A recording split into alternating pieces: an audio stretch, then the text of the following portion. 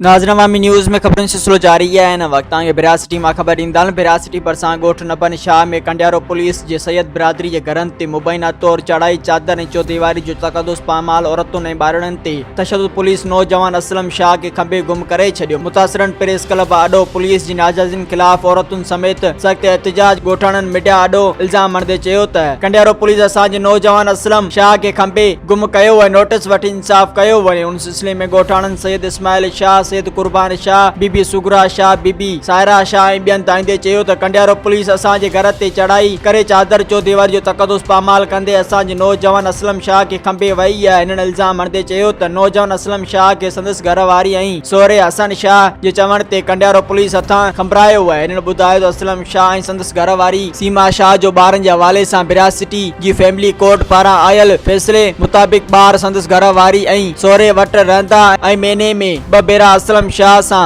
ॿारनि जी मुलाक़ात कराईंदा। अहिड़े फैसले बाद संदसि घरवारी ऐं सोहरो हसन शाह मछरजी पिया आहिनि ऐं नौजवान असलम शाह के कंडियारो पुलिस हथां खंबे गुम करायो आहे। हिननि चयो त असांजे नौजवान जी ज़िंदगी ख़तरे में आहे, असांखे ख़दशो आहे त केस मारियो वेंदो। हिननि आला इख्तियारनि खां मामले जो नोटिस वठी असलम शाह के बाज़ियाब कराइण जो मुतालबो कयो आहे। मज़ीद खबरों और तफसीलात के लिए विजिट करें हमारी वेबसाइट www.awamiNewsHD.com।